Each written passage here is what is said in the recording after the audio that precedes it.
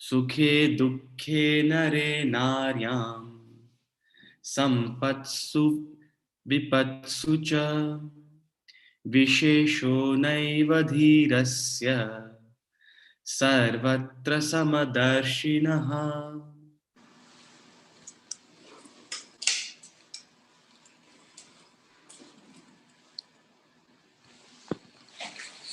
हरिओम। अध्याय नंबर 17 श्लोक नंबर 11 से शुरू करेंगे। अष्टावक्र गीता। मैं बार बार बता रहा हूं, ये सिद्ध की स्थिति है, साधना की स्थिति नहीं है। ये सिद्ध की स्थिति है, साधना की स्थिति नहीं है। सेल्फ रियलाइजेशन के बाद की स्थिति है। सेल्फ रियलाइजेशन से पहले प्रोसेस है, कर्मा है, भक्ति है, ज्ञानम है। और उसको साधना करने के बाद जब आप सेल्फ रियलाइज्ड हो जाओगे, उसके बाद की स्थिति अष्टावक्र गीता बताती है। लेकिन हमें जरूरत है समझने की, क्योंकि वो एस्पायर करेगी, इंस्पायर करेगी, हमारे अंदर एक ऊर्जा लाएगी। क्योंकि हम उस स्थिति को समझने के बाद एक मुमुक्ष जागेगा। दो तरह की वासनाएं होती हैं इस संसार में। एक होती है प्रारब्ध वासना और एक होती है संचित वासना। प्रारब्ध वासना वो वासना है जहां आपके पास चॉइस नहीं है। प्रारब्ध वासना में आपके पास चॉइस नहीं होती, आपको उसको अनुभव से निकलना पड़ता है। दो तरह की वासनाएं हैं, प्रारब्ध वासना और संचित वासना। बहुत बार बताया ही हमने। प्रारब्ध वासना वो वासना है जहां आप माइनस ही करते हो डिजायर को। संचित वासना वो वासना है जहां प्लस माइनस कुछ भी करते रहते हो। सो ये जो प्रारब्ध वासना है, जब ये खत्म होती है तो आदमी की मृत्यु होती है। आदमी की मृत्यु तभी होती है जब उसकी प्रारब्ध वासना सारी खत्म हो जाए। क्योंकि जनरली लोगों की प्रारब्ध पहले खत्म होती है, संचित खत्म नहीं होती। तो जब प्रारब्ध खत्म हो जाती है तो बची हुई संचित में से जो सबसे स्ट्रॉन्गेस्ट है वो आपके नेक्स्ट बर्थ की प्रारब्ध बन जाती है। आई रिपीट, हमारे पास दो तरह की वासनाएं हैं, प्रारब्ध और संचित। प्रारब्ध वो वासना है जहां चॉइस नहीं है हमारे पास। आपके पास चॉइस नहीं है कि आप अपने पेरेंट्स बदल दो, आपके पास चॉइस नहीं है कि आप अपने कंट्री बदल दो। सिटीजनशिप बदल सकते हो, बट वेयर यू बॉर्न वो रिमेन रहेगा। चॉइसेस नहीं है कि अपना स्कूल बदल दो, वो आपका प्रारब्ध है। आपके पास चॉइसेस बहुत हैं। जानवरों में प्रारब्ध ज्यादा होता है, संचित कम होता है। शेर मर जाएगा लेकिन कभी घास नहीं खाएगा, चॉइस नहीं है। गाय मर जाएगी लेकिन कभी मांस नहीं खाएगी। They function on a predetermined method से, प्रारब्ध कहते हैं उसे। चॉइस ऑफ एक्शन कम है, इसलिए 5000 साल पहले शेर जैसे रहता था आज भी रहता है। लेकिन ह्यूमन बीइंग इवॉल्व हुआ क्यों? क्योंकि हमारे पास पुरुषार्थ है, फ्री विल है, हमारे पास संचित है, टोटल वासना। सो वासना का प्रभाव हमारी लाइफ में पड़ता है। जो स्ट्रॉन्गेस्ट आपकी वासना होगी वही माहौल बनाएगी। यदि आपकी वासना व्यापार की है तो आपका माहौल व्यापार का बनेगा। आपकी वासना स्पोर्ट्स की है तो स्पोर्ट्स का माहौल बनेगा।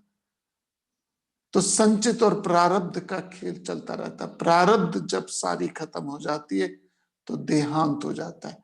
अब जो बची हुई संचित है आपकी, जो आपने अभी एग्जॉस्ट नहीं करी, उसमें से जो स्ट्रॉन्गेस्ट है वो नेक्स्ट बर्थ की प्रारब्ध, और जो वीक है वो नेक्स्ट बर्थ की संचित बन जाती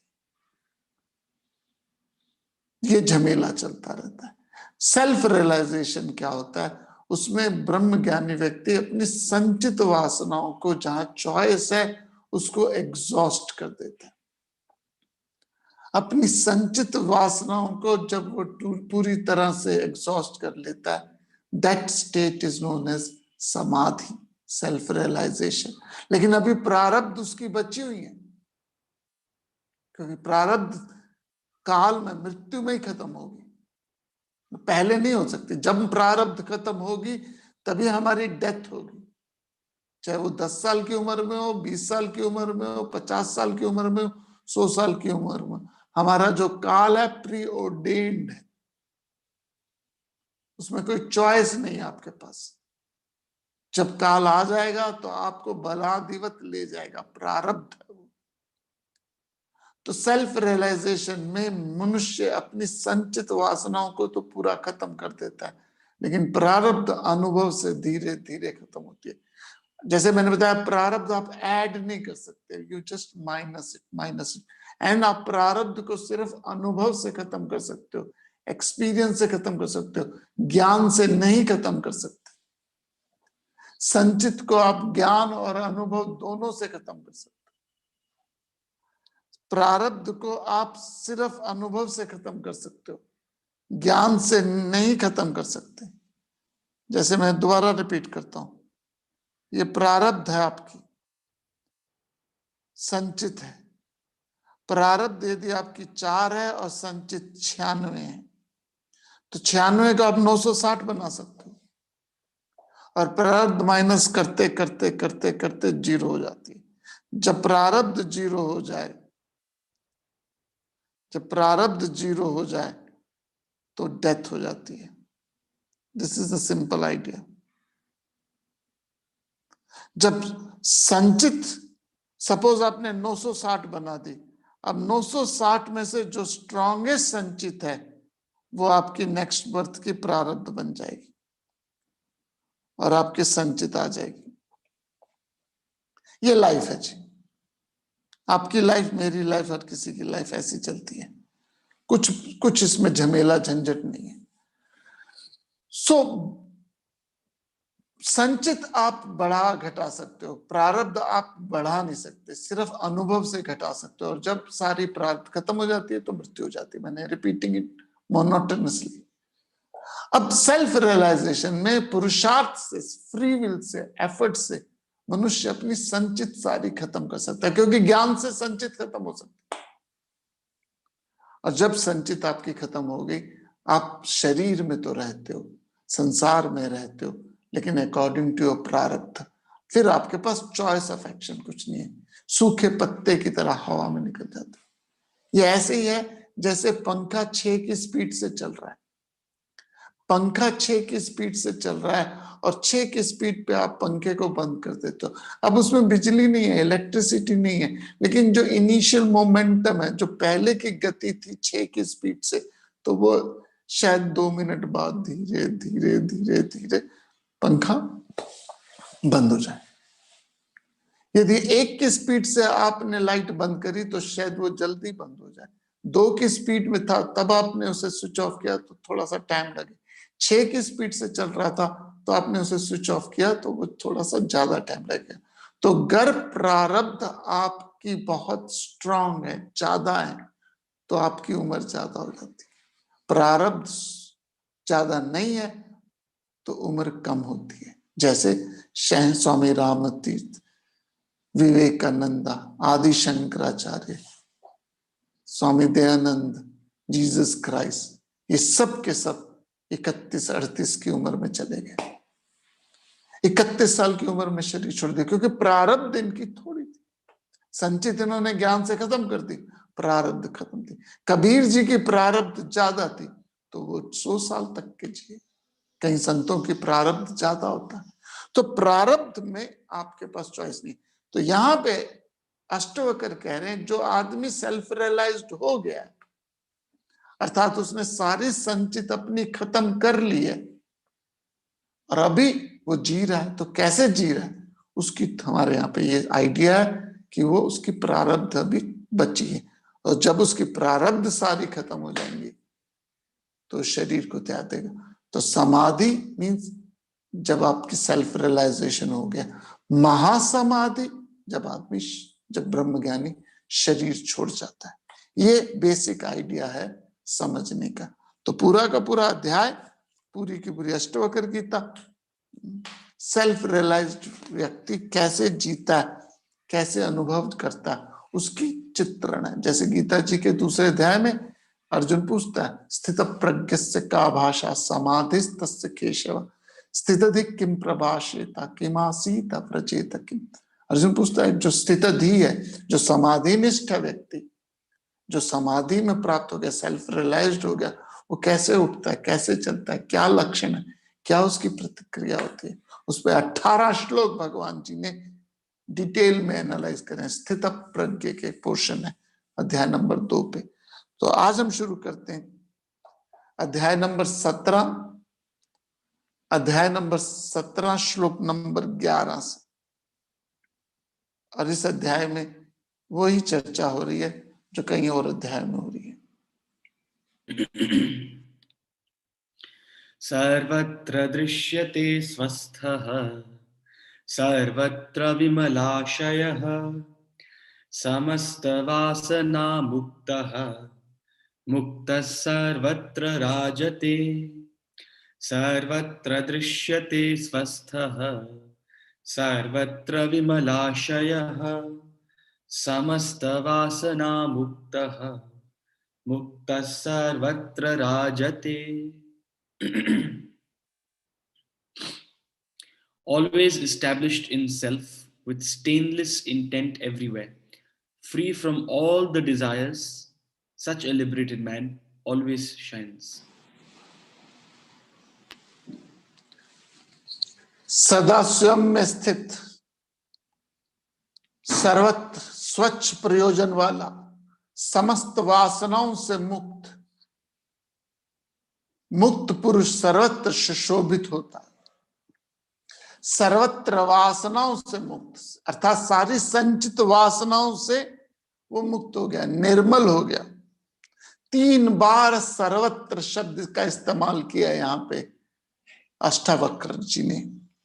3 बार सर्वत्र, सर्वत्र, सारी सारी वासनाएं, सारी वासनाओं से निर्मूल हो गया। मुक्त पुरुष सर्वत्र स्वस्थ है, शांत है, सर्वत्र विमल है, विमलाश्रय है। पहले हमने यूज किया महाश्रय, अब है विमलाश्रय। जिसका महान आश्रय है वो महाश्रय है। अब है विमलाश्रय, जिसका आश्रय प्योर है, साफ है, शुद्ध है, सब वासनाओं से रहित, सर्वत्र सुशोभित होता है। जितनी आपकी वासनाएं ज्यादा होंगी उतने आप पंगा ज्यादा डालोगे। जितनी वासनाएं ज्यादा होंगी उतना आपके अंदर अहंकार, स्वार्थ, एजिटेशन ज्यादा होगा, उतना मन निर्मल नहीं होगा। गोस्वामी तुलसीदास जी कहते हैं, निर्मल मन जन सो मोहि पावा। तुलसीदास जी कहते हैं, निर्मल मन जन सो मोहि पावा। मुझे कौन पाता है? जिसका मन निर्मल हो। मोहि मोहि कपट छल छिद्र न भावा। छोटा सा भी छल कपट मुझे बिल्कुल नहीं भाता। भगवान राम कहते हैं गोस्वामी तुलसीदास जी की रामचरितमानस, निर्मल मन जन सो मोहि पावा। मुझे कौन पाता है? जिसका मन निर्मल हो। निर्मल मीन्स वासना रहित हो, डिजायर लेस हो। जिसके मन में डिजायर कम हो वो परमात्मा, वो प्रभु को पाता है। जो छल कपट है, क्योंकि जब वासना होगी तो आप छल कपट करोगे, वासना होगी तो मैनिपुलेशन होगा। वासना गंदा शब्द नहीं है, वासना मीन्स डिजायर। आपकी डिजायर है तो आप कंपटीशन में जाओगे, आपकी डिजायर है तो आप वन अपमैनशिप करना चाहोगे, आपकी डिजायर है तो आप प्रिटेंशियस करोगे। और हम अनजानों से नहीं करते, अपने परिवार वाले, सगे संबंधी, बहनों से, सगे संबंधियों से करते। और ये प्रिटेंशियसनेस, दिखावा मन को दुर्बल बना देती है, क्योंकि वास्तविकता तो ये नहीं है। तो निर्मल मन जन सो मोहि पावा। तो मुझे कौन पाता है? जिसकी वासनाएं कम है। जितनी आपकी मेरी वासनाएं, इच्छाएं, थॉट, अटैचमेंट, ईगो कम है, उतना मैं प्रभु के करीब हूं। Man minus ego is equal to God. Man minus ego is equal to God. ये सिंपल बात है। जितनी ईगो ज्यादा है उतनी आपके अंदर प्रभु दूर है, उतना प्रभु आपसे दूर है। जितनी ईगो कम है उतना प्रभु आपसे करीब है। Simple idea. निर्मल मन जन सो मोहि, 3 बार का है, सर्वत्र है, सर्वत्र वासना शून्य। आदि शंकराचार्य ने, अष्टवक्र ने वासना शब्द का बहुत प्रयोग किया। गीता जी में वासना शब्द का इतना प्रयोग नहीं आया, लेकिन अष्टवक्र गीता में और आदि शंकराचार्य के ग्रंथों में बहुत हुआ, क्योंकि ये पहले कामना ही कामना वासना होती थी, लेकिन वासना को समझाने के लिए नया शब्द यूज किया, वो है अपना स्वभाव, प्रवृत्ति, वासना। वासना अनमैनिफेस्ट होती है बहुत सारी, वो जब सही समय आता है तब प्रकट होती है। जैसे एक बच्चा है, उसकी विवाह की वासना तो है, विवाह की वासना तो है, लेकिन वो वासना अभी प्रकट नहीं हुई, अप्रकट है। जब सही कंड्यूसिव टाइम आएगा, जब सही कंड्यूसिव टाइम आएगा, तब वो वासना पहले थॉट में आएगी। सबसे पहले वासना थॉट में आती है, और थॉट क्रिएट करता है डिजायर। तो वासना से थॉट आता है, थॉट से डिजायर होती है, डिजायर से एक्शन होता है, और एक्शन फ्यूचर वासना देती है। ये क्रोनोलॉजी है जी। वासना से सबसे पहले आपके अंदर थॉट आएगा, थॉट से डिजायर आएगी, डिजायर से एक्शन होगा, और आपके एक्शन आपकी नई वासना क्रिएट करेगी। सिंपल है। कहीं वासना नहीं है अभी, लेकिन एनवायरमेंट में नहीं है। जब एनवायरमेंट में आ जाएगी तो वासना। आज से 100 साल पहले, आज से 50 साल पहले जब आप पैदा हुए थे, आईफोन की कितनी वासना थी? नहीं थी, क्योंकि उपलब्धि नहीं था। अब वासना आ गई, थॉट आया, इच्छा आई, कर्म किया। अब कर्म से क्या हुआ? और वासनाएं बढ़ती गई, और ये चक्र चलता रहता है। वासना को हमारे यहाँ ब्रह्मा जी कहते हैं, वासनाओं को ब्रह्मा जी कहते हैं। और ये संसार बनाया किसने? आपकी वासना। ब्रह्मा जी सिंबलाइज वासना, इसलिए हिंदू धर्म में हम ब्रह्मा जी की पूजा नहीं करते। क्यों? क्योंकि संसार के रचयिता है। संसार का मतलब इस सृष्टि कौन सा संसार है? जैसी आपकी वासना। आपकी वासना में गोल्फ है तो गोल्फ का संसार है, आपकी वासना में म्यूजिक है तो म्यूजिक का संसार है, यदि आपकी वासना में सत्संग है तो आपका सत्संग का संसार है। आपके घर में 5-6 व्यक्ति बैठे होंगे, कितने लोग सुन रहे हैं इसको? क्यों नहीं सुन रहे? उनकी वासना नहीं है। आप क्यों सुन रहे हो? क्योंकि आपकी वासना। तो ये वासना जो है वो संसार चलाती है।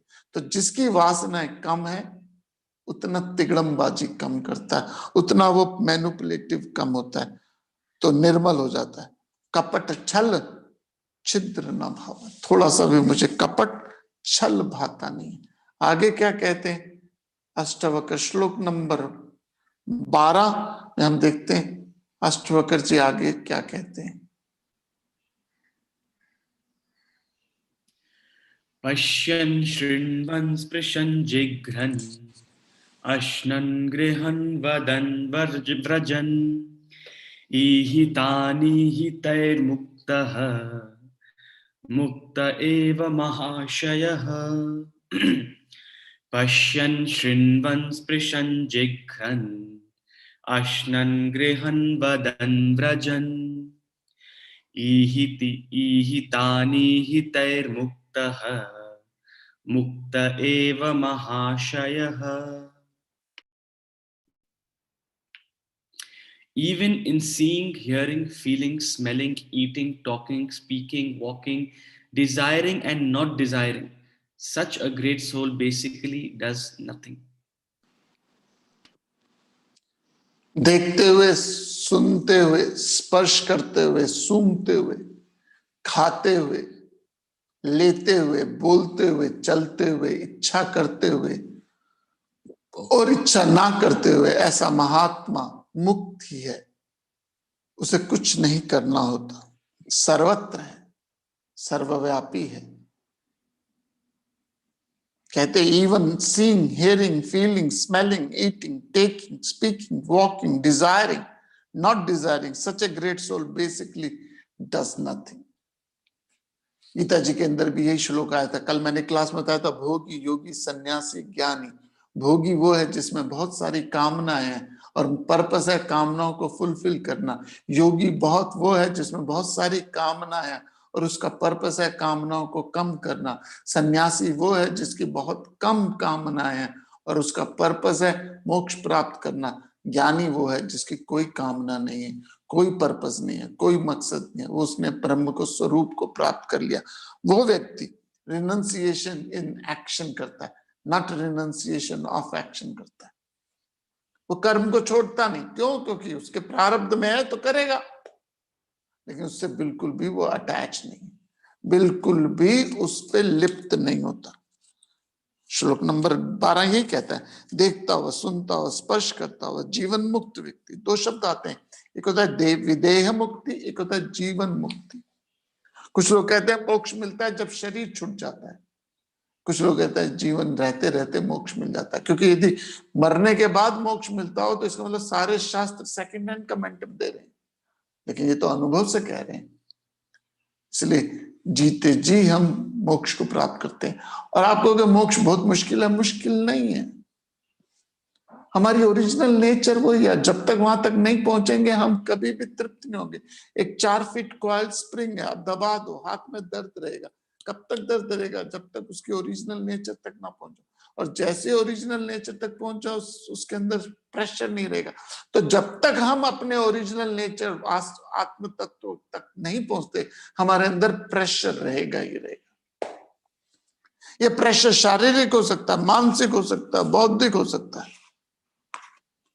ये प्रेशर कहीं हो सकते हैं और इन प्रेशर से हम कभी भी बंध नहीं सकते, क्योंकि हम मुक्त हैं।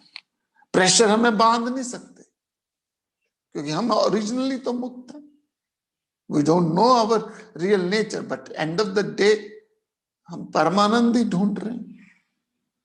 तो वासना खत्म हुई, चाह गई चिंता मिटी, चाह गई चिंता मिटी, मनवा बेपरवाह। जिनको कछु न चाहिए वो शाहों के शाह। रहीम जी का दोहा है, जिनको कछु न चाहिए वो शाहों के शाह। चाह गई चिंता मिटी, फिक्र में ये जग मरा, फिक्र है सबका पीर। फिक्र में ये जग मरा, फिक्र है सबका पीर। फिक्र को जो मार दे उसका नाम फकीर। फिक्र में ये जग मरा, फिक्र है सबका पीर। फिक्र को जो मार दे उसका नाम फकीर। फिक्र करींदे बावरे, फिक्र करींदे बावरे, जिक्र करींदे साथ। फिक्र करींदे बावरे, जिक्र करींदे साथ। उठ फरीदा जिक्र कर, तेरी फिक्र करेगा आप। उठ फरीदा जिक्र कर, तेरी फिक्र करेगा। तू जिक्र कर उस परमात्मा का, उस प्रभु का जिक्र कर, तेरी फिक्र करेगा आप। In the sense nothing in this world will upset you.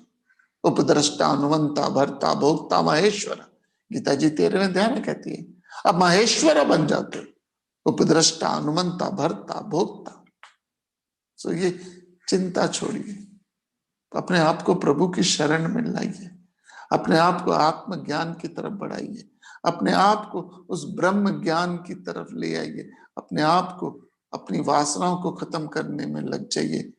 पूरी कायनात आपके पांव के नीचे आ जाएगी। अहंकार नहीं है ये, अहंकार नहीं, सत्य। कबीरा मन निर्मल भयो, जैसे गंगा नीर। सब संत यही कह रहे हैं, कबीरा मन निर्मल भयो, जैसे गंगा नीर। पाछे पाछे हरि फिरे, कहत कबीर कबीर। पाछे पाछे हरि फिरे, कहत Kabir Kabir. So get out of this slumber, get out of this madness that we have created, get out of this delusion। और ज्ञान की रस्सी पकड़िए, ज्ञान का सहारा लीजिए, शास्त्र पढ़िए, वंदना कीजिए, पढ़िए, समझिए, स्वाध्याय कीजिए।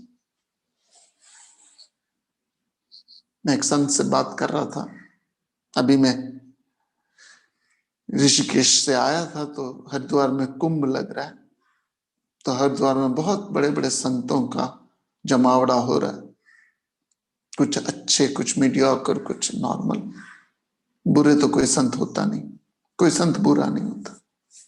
किसी ने कहा संत ऐसे घूमते रहते हैं, तो एक श्रेष्ठ संत ने कहा, किसी ने कहा है तो रुकी हुई घड़ी की तरह बेकार है, गुड फॉर नथिंग है। लेकिन एक अच्छे संत ने वो बात सुनी, कहा नहीं, घड़ी की सुई भी दिन में 2 बार सही टाइम दे जाती है। जब आप और मैं सड़क से गुजरते हैं, किसी के दिमाग में परमात्मा का विचार नहीं आता। जब ऋषि मुनि गुजरते हैं तो एक विचार तो आ जाता है। अब चाहे ये कोई ढोंगी है, फेयर एनफ, लेकिन विचार तो आया। तो एक बहुत अच्छे महान संत से मैं चर्चा कर रहा था, उनके आश्रम में गया हरिद्वार, उनसे चर्चा कर रहा था तो कहने लगे कि उपनिषद जब पढ़ता है बच्चा, उपनिषद जब पढ़ाया जाता है, पूरा उपनिषद पढ़ने के बाद गृहस्थ चला जाता है। पहले ब्रह्मचर्य में उसने उपनिषद पढ़ा, फिर गृहस्थ आ जाता है। और जब गृहस्थ में आता है और वानप्रस्थ की तरफ बढ़ता है, फिर गुरु के पास आता है कि मुझे उपनिषद दीजिए, मुझे उपनिषद का ज्ञान दीजिए। या कई बार आपने नोटिस किया होगा, उपनिषद के आखिरी में टीचर स्टूडेंट दोबारा कहता है मुझे उपनिषद पढ़ाइए। बड़ी इंटरेस्टिंग बात है, पढ़ा दिया फिर कहते हैं उपनिषद पढ़ाइए। मतलब क्या?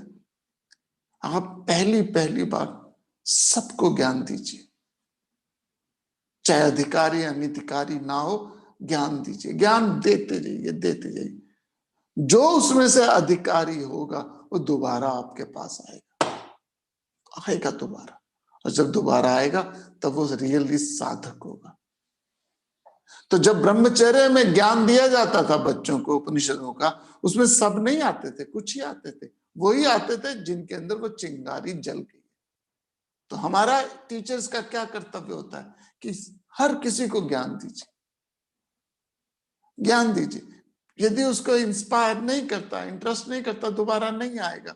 लेकिन अगर उसको कोई बात हिट हो गई है तो 20 साल बाद भी वो आएगा। एंड आई नो पीपल जो 20-20 साल बाद भी दोबारा अध्यात्म की शरण में आते हैं, क्योंकि कहीं और मिलता नहीं सुख, कहीं और नहीं मिलता। अंतगत्व अध्यात्म की शरण में आना आता है।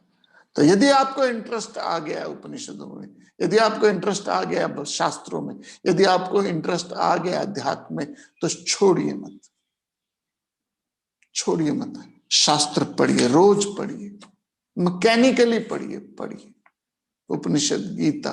समझ नहीं आए तो पढ़िए, थोड़ा थोड़ा पढ़िए। अब तो आजकल पढ़ने का नहीं है तो सुनिए, पूरी की पूरी गीता जी हमारे यूट्यूब में अवेलेबल होगी, जब तक हमने 11वां अध्याय तक किया। आत्मबोध उपलब्ध है, भजगोविंदम है, ईसावास्य, केनोपनिषद। तो आज ये नहीं कह सकते कि नॉलेज उपलब्ध नहीं है, उपलब्ध है। तो वैराग्य प्राप्त कीजिए और अध्यात्म की शरण में आइए। श्लोक नंबर 13, श्लोक नंबर 13, अध्याय नंबर 17 से शुरू करते हैं।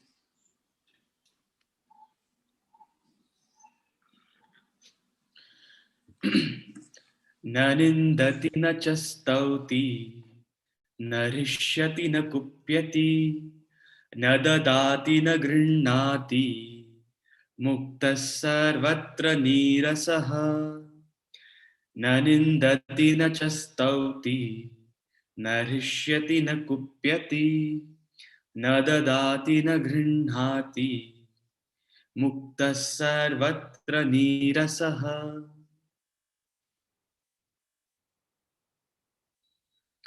He neither blames nor praises, he neither gives nor takes. Indifferent from all these, he is free in every way.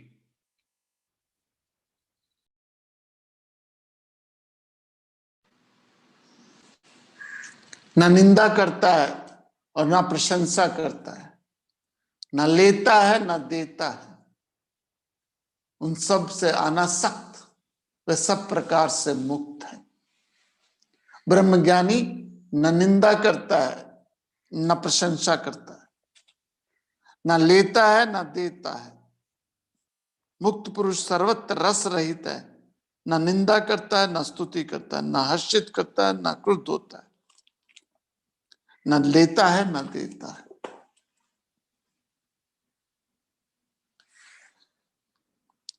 धन का धर्म लाभ हानि है। धन का धर्म है ये, लाभ हानि। कभी भी ऐसा नहीं हुआ कि धन हमेशा लाभ देता है। धन से नुकसान नहीं होता। धन का धर्म है लाभ हानि। तन का धर्म है सर्दी गर्मी। आजकल तो बहुत हो रहा है, रजाई लेते हो गर्मी लगती है, रजाई छोड़ते हो ठंड लगती है, फिर रजाई छोड़ते हो ब्लैंकेट लेते हो फिर ठंड लगती है, फिर पंखा चलाते हो, सारी रात इसी चक्कर में फंसे रहते हो। कभी सर्दी कभी गर्मी, सर्दी गर्मी शरीर का धर्म है। 1 महीने पहले प्रॉब्लम नहीं थी, सर्दी थी, रजाई ओढ़ी, गुप हो गई। अब रजाई ओढ़ते हैं गर्मी लगती है, रजाई नहीं लेते तो सर्दी लगती है, रजाई छोड़ते हैं तो कंबल लेते हैं। In the mean time husband नाराज होता है या वाइफ नाराज होती है, दोनों नाराज होते हैं, सोने क्यों नहीं देते। यही चलता है क्योंकि शरीर का धर्म है सर्दी गर्मी। मन का धर्म है सुख दुख। मन का धर्म है सुख है, कभी दुख है कभी सुख है। और बुद्धि का धर्म है मान अपमान। मान अपमान ये धर्म है। ब्रह्म ज्ञानी व्यक्ति सबसे मुक्त हो चुका है, लेने देने से भी मुक्त हो गया। देखिए, यदि लेना दुखदाई है, लेना दुखदाई है तो देना भी दुखदाई है। यदि लेना सुखदाई है तो देना भी सुखदाई है। बड़ी इंटरेस्टिंग है। कई लोगों में बड़ा मजा आता है देने में, ज्ञान देने में तो सबसे ज्यादा मजा आता है। कभी देखना, जब पैसे आप भिखारी को देते हैं ऐसे होता है। यदि लेने में मजा है तो देने में भी मजा है। बड़ी मजा आता है देते वक्त। चाहे वो सेवा दे रहे हो, चाहे वो दान दे रहे हो, चाहे वो सम्मान दे रहे हो, चाहे वो ज्ञान दे रहे हो। यदि लेना मजेदार है तो देना भी मजेदार है। ये मत सोचिए कि देना दुखदाई है। जो दानी होते हैं वो उनको मजा आता है कि जब लोग उनको करंट से तुलना करते हैं। वो सोचते हैं दान देने में तो बड़ा मजेदार चीज है, और है भी मजेदार, कोई बात नहीं। ज्ञान दान कई चीजों का, पैसे का भी दान हो सकता है, शारीरिक सेवा का भी दान हो सकता है, इमोशनल दान भी हो सकता है, संसारिक ज्ञान का भी दान हो सकता है, ब्रह्म ज्ञान का भी दान हो सकता है।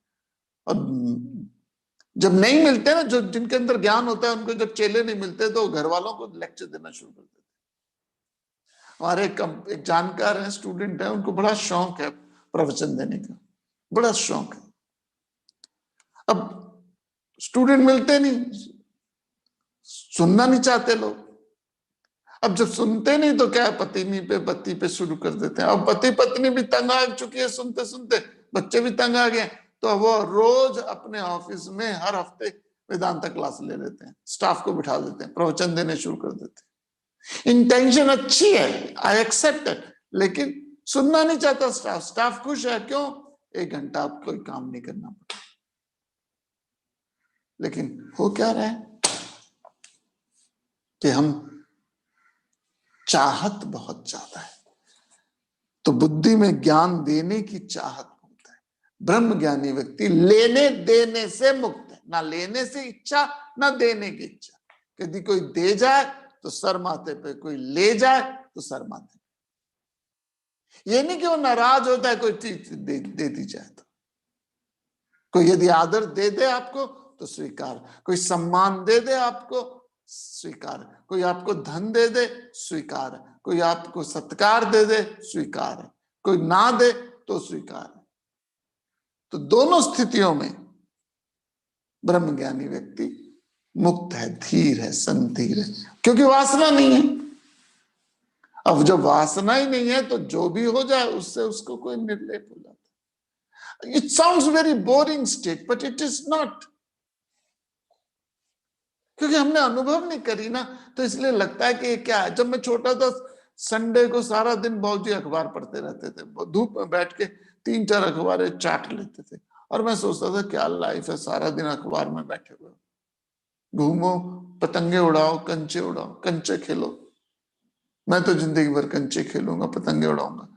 उस समय नहीं लगता था मजा, लेकिन नाउ आई कैन इमेजिन। श्रेष्ठ निम्न को श्रेष्ठ के सुख का नहीं पता, नहीं पता, उस सुख का उसे अनुभव नहीं है। और श्रेष्ठ को निम्न के सुख दुख का पता है, क्योंकि he or she is gone through that state।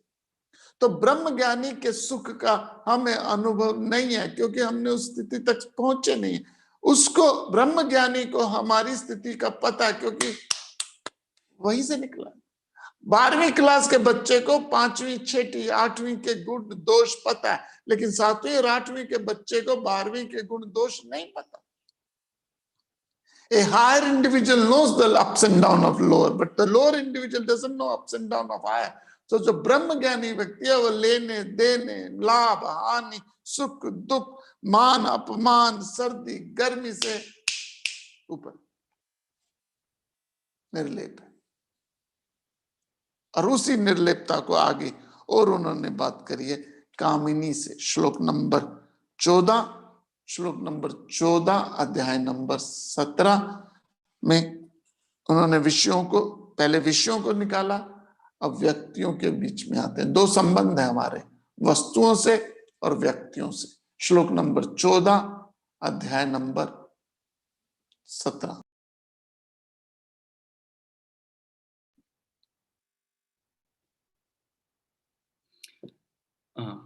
सानुरागां स्त्रियं दृष्ट्वा मृत्युं वा समुपस्थितम् अविहवलमना स्वस्थः मुक्त एव महाशयः।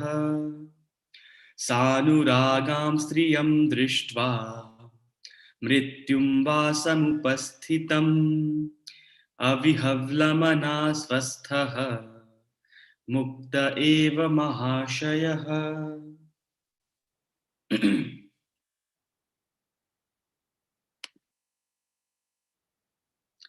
One who remains unperturbed on seeing women with desire or death, established in self, that noble man is liberated.